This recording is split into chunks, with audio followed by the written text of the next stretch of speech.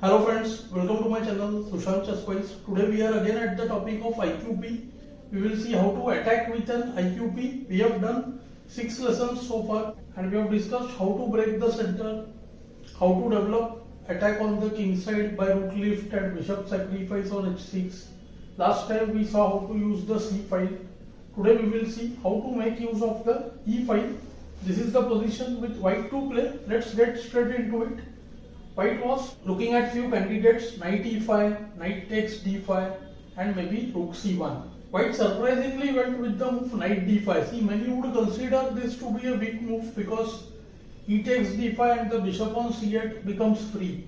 But the problem is that as soon as cd is taken, the queen may occupy the b3 square, put pressure on d5 and b7, and see, knight will jump to e5, rook c1, and rooks can be doubled on any of the file, either rook c3 c1 or rook e3 c3 or rook c2 e1, depending upon what black does.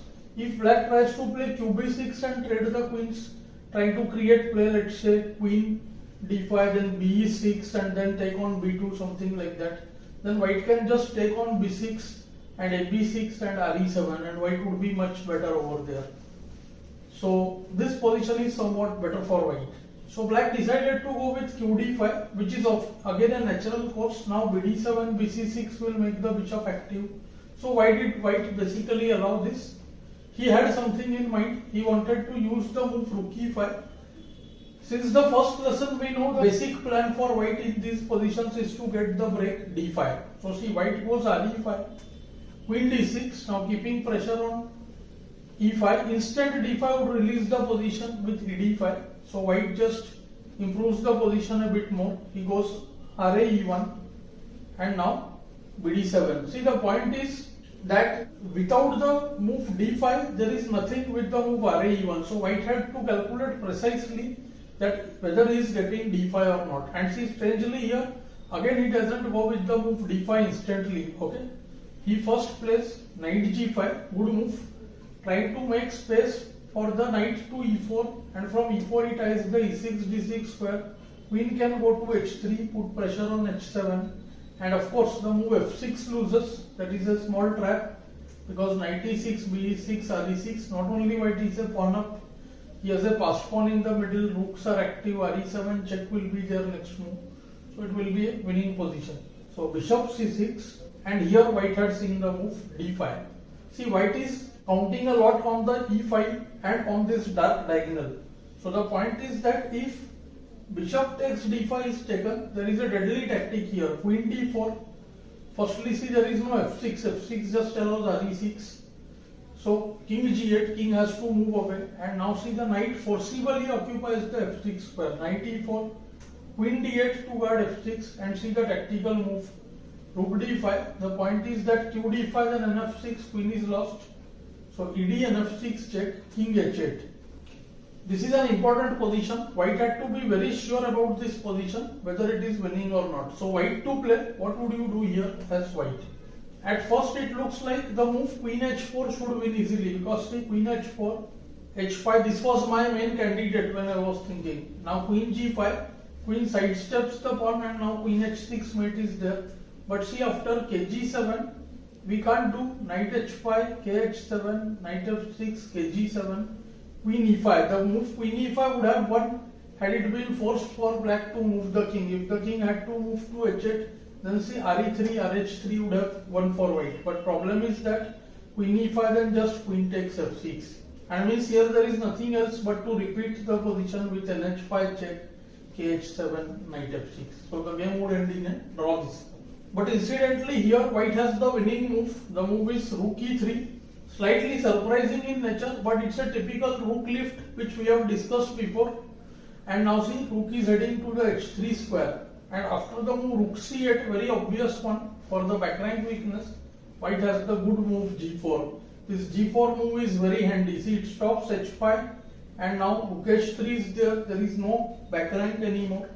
Let's say rook c4, then rh3, it's game over. h5 only move, and queen comes to e5. The main point is that there is a mating threat with rook takes h5. For instance, if qc7 attacking the queen, then see rook h5, gh, queen h5, okay, g7, and now see queen g5 check. This had to be seen. Now forcing king h8 and queen h6 mate. See, these are various mating patterns which we must have in mind. Thus in the game, black goes with the move e takes d5. After e takes d5, once again qd4, trying to exploit the diagonal. King has to move away, kg8 forced. And now, what would you play as white? In the game, white went with the move rook e7, which looks very strong actually, and indeed it's a good move, but it allows some counter chance to black.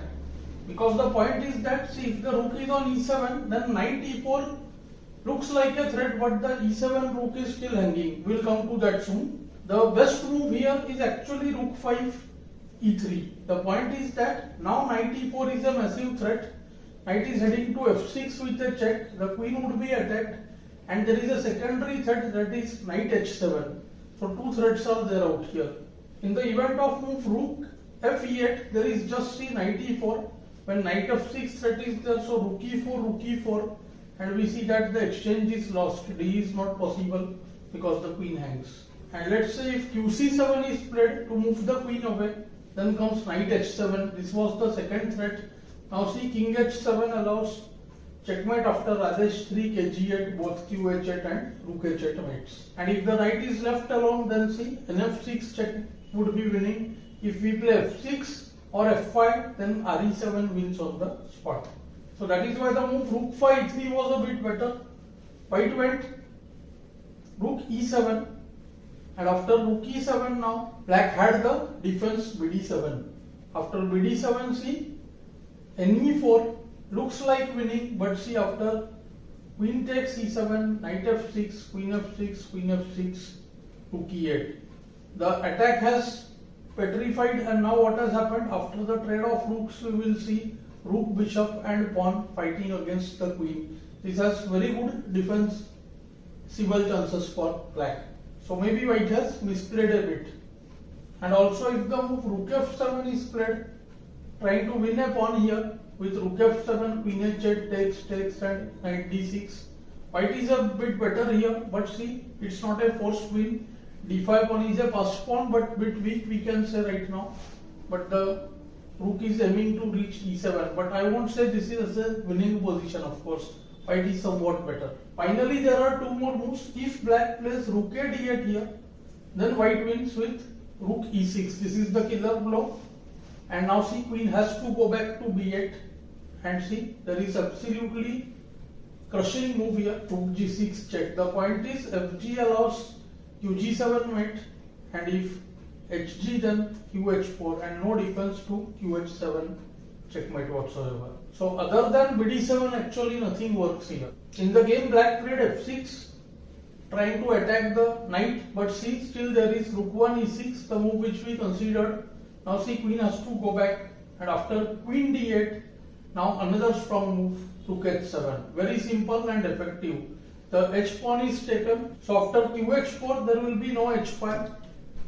F into g5 gives us to qg7 mate on the spot. And here black chose to resign because after re8 there is just see qh4. Absolutely no defense here. Rook e6 allows rook h8, kg7, qh7 mate. And we can see there is no time for fg5 also. fg5 allows either qh6 or rook g6. Both are winning for white. So the exchange on d5 turned out very well, and white's play on the e5 proved its point. I hope you learned something new from this lesson. Do let me know in the comments below. Thanks for your time.